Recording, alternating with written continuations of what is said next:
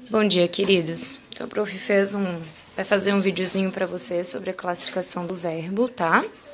Só uma identificação rapidinha dele. Lembrando que verbo, na verdade, é uma classe gramatical que a gente vai ver com mais empenho, um pouquinho mais para frente, tá? Agora a gente precisa identificar mesmo, só reconhecer, né, na verdade, as variações desse verbo, a flexão dele. É uma das classes gramaticais mais variáveis que a gente tem. O verbo, como uma identificação dele dentro do meu texto, tem por responsabilidade nos promover uma localização temporal. Desculpa, como por exemplo o próprio advérbio também faz. Em algumas situações até o pronome demonstrativo também nos dá esses direcionamentos temporais, né? Passado, presente, futuro. Então, o verbo é aquele que vai transmitir para a gente uma ideia de ação, como, por exemplo, correr, brincar, jogar, uma identificação de fenômeno natural, como, por exemplo, chover, relampejar, né, ventar, um estado do ser, estar, né, estou triste, como pode ser também uma ideia de mudança de estado. Ele ficou doente, então ele não estava e houve uma alteração do estado do ser. Com relação à variação de número, é uma identificação de singular e plural, que está diretamente ligada às pessoas do discurso, a primeira, a segunda e a terceira, né? Quem fala, com quem se fala e sobre quem se fala.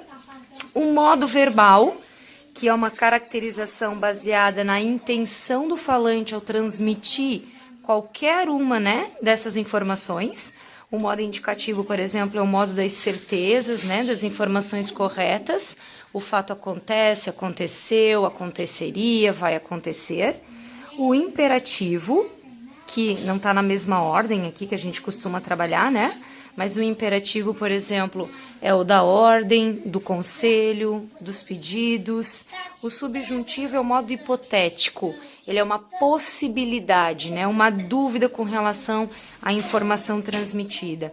O verbo conjugado no imperativo é amplamente divulgado nas propagandas. Por quê? Porque como você determina essa condição de ordem, de conselho, você transmite a ideia do convencimento, e muitas vezes, que é o que a propaganda deseja ao vincular uma informação. O tempo verbal, então, passado, presente e futuro, dividido daí para cada um dos modos, né? A gente tem, por exemplo, no modo indicativo 3 passados, o pretérito perfeito, imperfeito e o mais que perfeito, assim como a gente tem 2 futuros, o futuro do pretérito, que é esse futuro interrompido, que aconteceria, né? E o futuro do presente, que é aquele que vai acontecer. O modo subjuntivo, por exemplo, divide-se em passado, né? O pretérito imperfeito, o futuro e o presente do modo subjuntivo.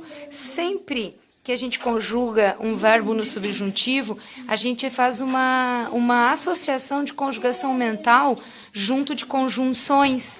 A conjunção, por exemplo, se, a conjunção que e a conjunção quando. E a voz verbal, então, que está relacionada a uma ideia do sujeito, né, que estará relacionada ao verbo.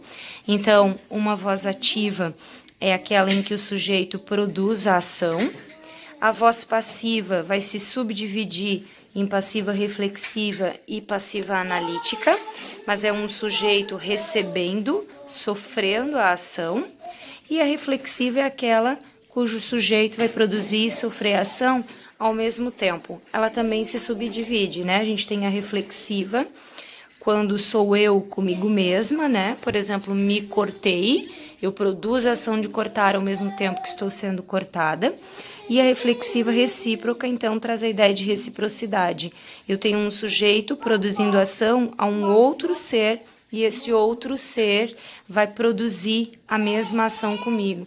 Então, por exemplo, os alunos se abraçaram. Eu abraço ao mesmo tempo em que estou sendo abraçada por um outro ser. Então, por exemplo, eu escolhi aqui algumas frasezinhas só para a gente observar a relação do verbo. Como, por exemplo, aqui, ó. Pedro jogava futebol aos domingos. Esse jogava uma ação limitada, né? Não limitada no tempo, que é uma conjugação de pretérito imperfeito. Eu jogava, eu produzia essa ação mais de uma vez, por isso que a gente determina como uma intenção de hábito. Se eu quero transmitir uma informação que fiz uma única vez, eu vou determinar, por exemplo, Pedro jogou futebol. Se ele parasse de falar durante as aulas, entenderia melhor. E se parasse aqui, em associação com o ser, que é essa conjunção condicional, traz uma conjugação no subjuntivo. Então, o pretérito imperfeito do subjuntivo.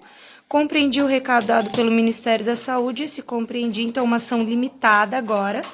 Tá vendo que aqui é não limitada no tempo, ela está inacabada, né? Pode ser retomada em qualquer circunstância. E essa daqui é uma ação limitada, não é habitual, o pretérito perfeito. E é isso, gente. Obrigada.